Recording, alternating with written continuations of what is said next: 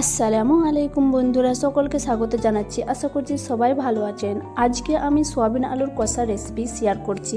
এটা আপনারা চাইলে রুটি, পরোটা, পোলাও, ফ্রাইড রাইস সব কিছুর সাথে অপূর্ব লাগে খেতে। একবার এইভাবে রান্না তৈরি করে দেখবেন। চলুন তাহলে ঝটপট করে আজকে রেসিপি দেখে নেওয়া যাক। রান্নাটা করার জন্য আমি এখানে প্রায় 200 গ্রাম সোয়াবিনের বড়ি নিয়েছি। বড় বাটিতে উষ্ণ জলে ভিজিয়ে রেখেছি। এটা আমরাও 10 মিনিটের মতো ভিজিয়ে রাখবো। এটা 10 মিনিটের পর ভালো করে চিপে জলের থেকে তুলে নিয়েছি। এবার একটা বাটিতে আমি পেঁয়াজটাও পেস্ট করে নেব।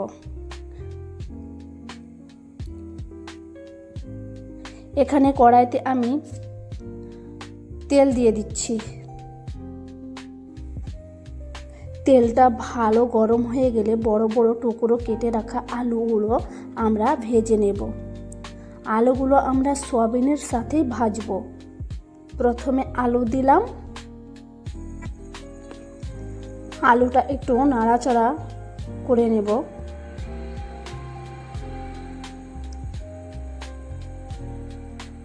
এবার দিয়ে দিলাম আলুর সঙ্গে সয়াবিনটা দিয়ে গ্যাসের ফ্লেমটা লো রেখে ভেজে নিতে হবে। মোটামুটি 4 মিনিটের মধ্যে এটা ভাজা হয়ে যাবে।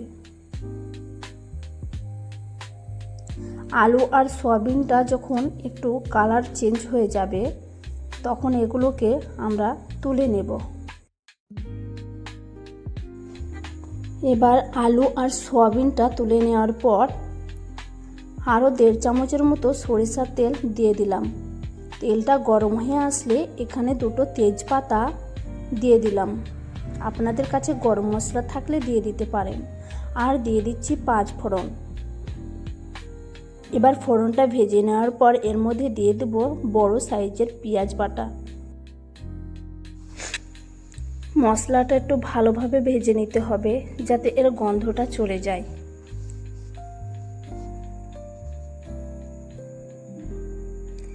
এরপর দিয়ে দিচ্ছি আদা রসুন বাটা। সব পেস্টগুলোকে ভালো করে মিশিয়ে নিয়ে 2 মিনিটের মতো কষে নেব। আমি এবার ঢাকাটা দিয়ে দিলাম। 2 মিনিট হয়ে গেছে। এবার আমি ঢাকাটা সরিয়ে দিচ্ছি।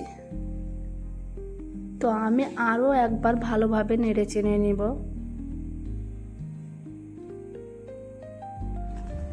এবার এর মধ্যে দিয়ে দিচ্ছি পরিমাণ মতো নুন। এবার দিয়ে দিলাম হলুদ গুঁড়ো আর দিচ্ছি লঙ্কার গুঁড়ো। লঙ্কার গুঁড়োটা নিজেদের স্বাদ অনুযায়ী দিবেন। আর দিচ্ছি জিরে গুঁড়ো আর দিয়ে দেব ধনে গুঁড়ো। এবার এই মশলা ভালো করে মিশিয়ে নিয়ে একদম কমানো আঁচে আমরা 2 মিনিটের মতো কষিয়ে নেব। প্রথমে মশলাটাকে ভালো করে মিশিয়ে নিতে হবে। আর মশলা কমানোর জন্য আমি এখানে ঢাকা দিয়ে দিলাম। ঢাকা দিয়ে আমি 2 মিনিটে কষিয়ে নিয়েছি। 2 মিনিটের পর ঢাকনাটা সরিয়ে নিলাম। এবার মশলাটাকে আরও একবার ভালো করে তলা দিয়ে নাড়াচাড়া করে নিচ্ছি। এবার এর মধ্যে দিয়ে দেব ভেজে রাখা সয়াবিন আলু। সব মশলার সাথে আলু আর সয়াবিনটা এবার ভালো করে মিশিয়ে নিতে হবে।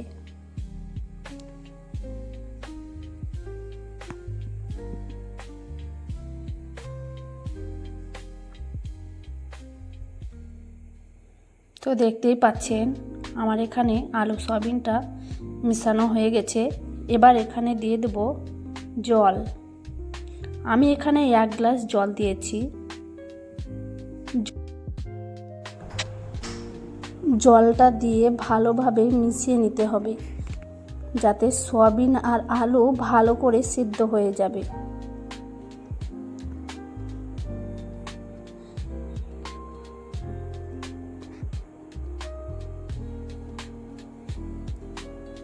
এবার দিয়ে দিচ্ছি 1 চা চামচ গরম মশলা। এবার এটাকেও মিশিয়ে 5 মিনিটের জন্য ঢাকা চাপিয়ে ফুটিয়ে নিতে হবে।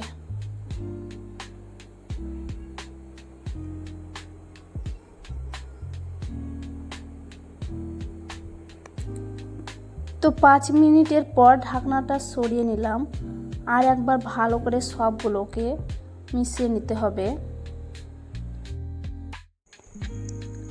আমি এই রেসিপিতে চেক করে নিয়েছি যে আমার একটুকু নুনটা কম ছিল, সেই জন্য আমি আর একটুকু সামান্য নুন দিয়ে দেবো এখানে।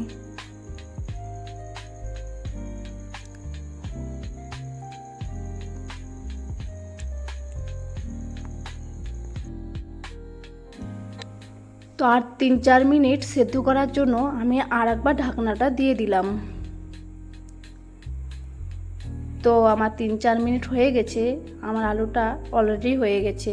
তো আমি এখানে আর একবার চেক করে নেব যে আলুটা সেদ্ধ হয়েছে কিনা।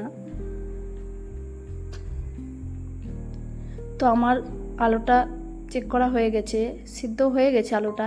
এবার আমি গ্যাসটা অফ করে দেব।